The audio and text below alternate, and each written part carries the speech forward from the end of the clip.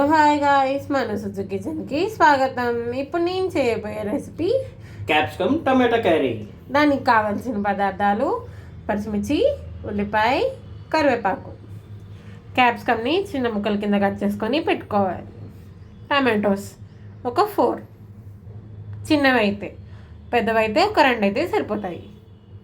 Stove on చేసుకొని కడాయి పెట్టుకున్నాను. ఇప్పుడు ఆయిల్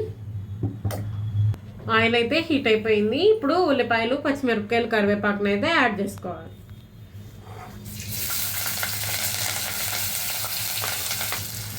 ఇవైతే ఎర్రగా ఫ్రై చేసుకోవాలి. ఆనియన్స్ అయితే ఫ్రై అయిపోయాయి. ఇప్పుడు క్యాప్సికమ్ ముక్కల్ని యాడ్ చేసుకోవాలి.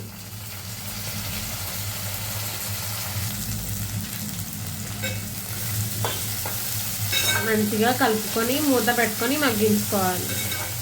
మూత తీసుకొని క్యాప్సికమ్ అయితే మగ్గిపోయాయి. ఇప్పుడు టమాటోస్ని అయితే యాడ్ చేసుకోవాలి.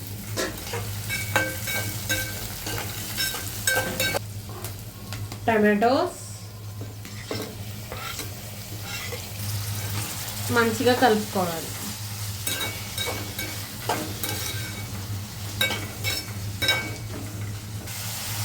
కొంచెం పసుపు, రుచికి సరిపడినంత ఉప్పు, స్పూన్ కారం.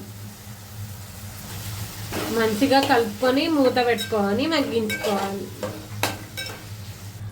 మూత అయితే తీసుకొని మంచిగా ఒకసారి మిక్స్ చేసుకోవాలి. కూర అయితే రెడీ అయిపోయింది. ఇప్పుడు కొత్తిమీరని యాడ్ చేసుకొని స్టవ్ ఆఫ్ చేసుకుంటే అయిపోతుంది. అంతే, tomato capsicum curry ready. Stove అయితే ఆఫ్ చేసాను.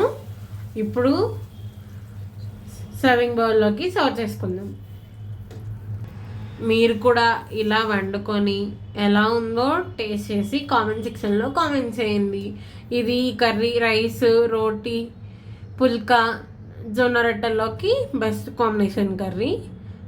ట్రై చేసి ఎలా ఉందో చెప్పండి. లైక్ చేయండి, సబ్స్క్రైబ్ చేయండి, షేర్ చేయండి మై ఛానల్.